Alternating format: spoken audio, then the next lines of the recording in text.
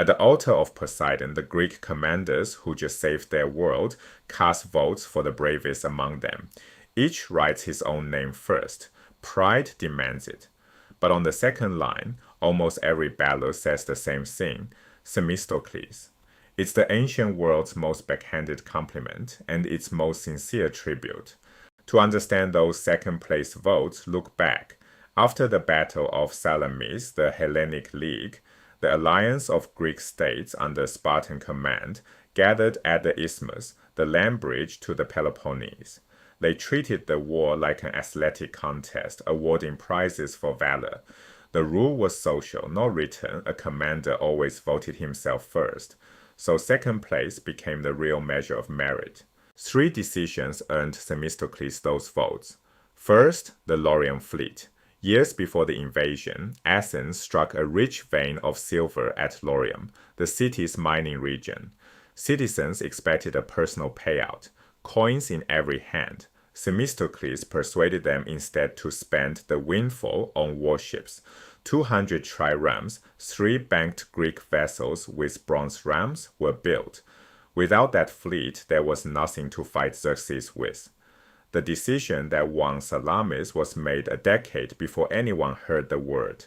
Second decision, Artemisium. As Persia poured south, the Greek navy fought a brutal holding action off Cape Artemisium, bleeding Xerxes' fleet before retreat. Third decision, the trap. Themistocles fed Xerxes false intelligence, luring the massive Persian armada into the narrow straits of Salamis, water too tight for Persian numbers to matter. Greek tactics dominated. The invasion broke. No single brilliant moment won the war. 3 interlocking choices did, and one man's signature was on each. Back at the altar, no formal prize was awarded. No commander reached an outright majority, but the moral verdict was unmistakable. Then came something stranger. The Spartans, rivals of Athens, sparing with praise, escorted Themistocles home with honors normally given to Olympic victors. 300 elite Spartans rode beside him to the border. For an Athenian, this was unheard of, and politically it was poison. Honor abroad and honor at home are very different things. In Athens, 2 pressures converged. During the Persian emergency, the city had recalled its exiled aristocrats. Now those rivals were back, organized, and watching. Meanwhile, Themistocles, swollen with foreign praise, made a starting gesture. He built a private temple to the goddess Artemis on his own street. In a democracy that punished men who placed themselves above the city, this was a claim of near-divine status hung in public view. Whispers of bribery followed. The same charisma and audacity that made him brilliant in war made him intolerable in peace. Clear up 2 things people get wrong. He never won the official prize for valor. The honor was collective and moral, never formal. And his fall wasn't simply the work of jealous enemies. Rivals mattered, but the temple on his own street tells the other half.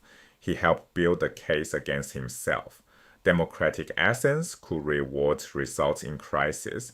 It could not tolerate the swagger that crisis produces. The savior had become a man the city no longer recognized. Salamis, it turned out, was the peak. Everything after was descent. Ostracism, the Athenian vote of exile, flight from his own city, and the final irony, ending his life in service to the Persian king he had defeated. The arc traces a steep curve up, a sharper one down, all hinging on a single year of glory. His story becomes a template. Pericles, Alcibiades, and others would all learn the same lesson. In Athens, the distance between savior and exile is shorter than anyone wants to believe. The man who saved the city could not survive the city he saved because the qualities that win a war are rarely the qualities that survive a peace.